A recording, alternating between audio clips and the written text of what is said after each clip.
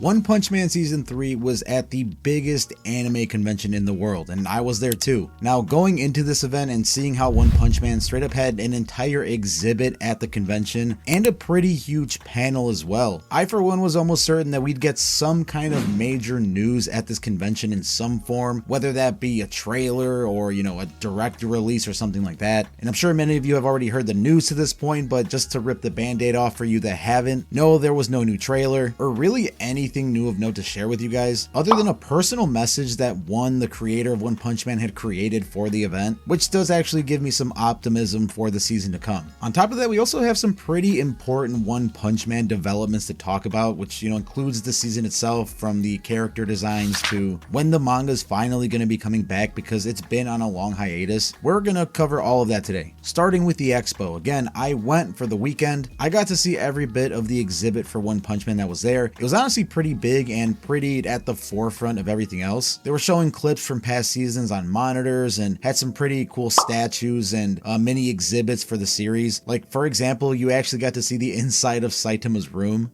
And in this room exhibit, we actually got personal pieces of art and messages from One and Murata themselves. We finally made it. We made it to the One Punch Man exhibit at Anime Expo.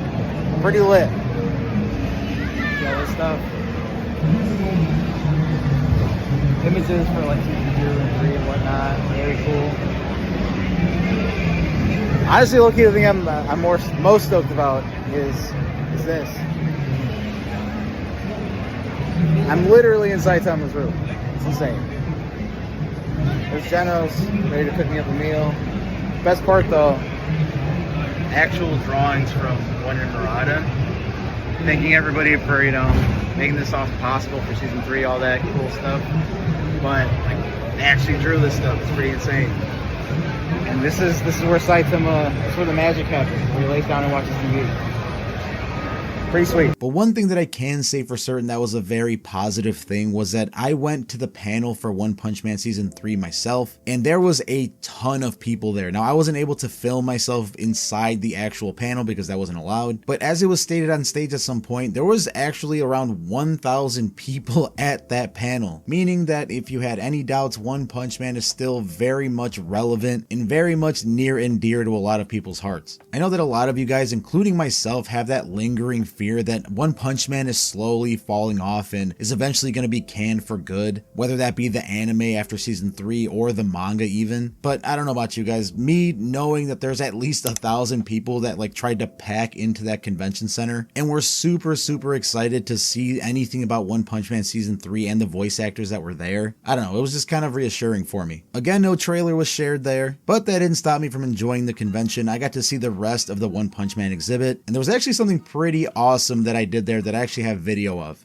But first, at Anime Expo, there was more than just exhibits. There were a ton of vendors and different tables selling various pieces of merchandise like figures and replica weapons from your favorite anime. Personally, there was a lot of different figures that I really thought were really awesome and were straight from Japan, something you can get nowhere else. And I really wanted to buy them, but I didn't have enough room in my luggage to take them back home. So that's why I will now be using today's sponsor, Zen Market. Zen Market is a proxy shopping service that helps you buy and ship goods directly from Japanese sites, just like a local would, without needing to know Japanese or even having a Japanese address. With Zen Market, you can buy almost anything from any Japanese store online. It just has to be eligible for international shipping. All you have to do is search for the items that you're looking for, add them to your cart like you would on any other store, and the nice thing is that when you go to purchase, you don't have to convert any of your money to yen yourselves, because again, we are shopping from Japan. All you have to do is add funds to your account and they do the rest for you. They also have a 60-day free storage period, so you can shop for more stuff for a good amount of time before you decide to actually get everything shipped. And that will save you a ton of money on shipping costs. Actually, if you use the link in my description and my personal code AnimeAnxiety, you'll get a sign-up bonus of 1,000 Zen points to help pay for your shipping. You have tons of shipping and payment methods to choose from. It's a site trusted by over 2 million users worldwide, and they even have a loyalty program where you can earn balance credits and even even up to 1% cash back. Check out the website using my link and code in the description below to find some cool and exclusive Japanese stuff and also support the channel here. But for now, back to the video. So probably one of the most exciting things I got to do at Anime Expo, and honestly probably one of my shining moments, was when I got to see one of the more interactive parts of the One Punch Man exhibit. We had to punch this like punching bag machine thing. I don't know the exact name of it, sorry. But the important thing to know here is that it lets you know how hard you punch. Like many of you out there, specifically guys, everyone is kind of curious as to how hard they can punch sometimes. The record at the whole exhibit was like almost 1,000. I'm assuming 1,000 means like 1,000 pounds of force or something. I don't know. But although I didn't break the record, I did get a very modest like 865 or whatever it says in the video here. Not too bad. But as I was away at Anime Expo for the weekend to enjoy everything that's there were some bits of One Punch Man news that slipped under the radar for me. The first being the realization that the manga is finally coming back after like a 1 or 2 month hiatus. We are finally getting new chapters, and since the Neo Hero stuff has already been released in like one giant batch of chapters not too long ago, I do believe that everything that's going to be coming next is finally going to be new material. No redraws, no rehashing of old information, finally going into what I think is one of the best arcs post Monster Association arc, one that I am very excited for involving a My Mask. In the webcomic, we're like maybe one chapter away from figuring out the secrets of like who the Mad Cyborg is and who the real traitor of the Hero Association is, whether it be Metal Knight or Drive Knight. On top of that, as been the case for a while now, we got a new batch of One Punch Man hero visuals, or actually villain visuals. I forgot we're switching to villains now. So we got to see the designs of 3 of the very strong monsters that will be in season 3. All 3 of these are honestly kind of fan favorites, so I'm surprised they released them all at once. But the 3 monsters that we got visuals for are all monster cadre, meaning they are dragon level or higher in strength. So you should definitely be excited to see them in the future. We got the design for Fear Ugly, which is pretty standard for what I thought he would look like in the manga, you know, translating it to the anime. Nothing super surprising there. We also got Black S. It's very hard to mess him up, so there really isn't much to talk about with that one either. But the one that I'm honestly a little bummed out about, and you know,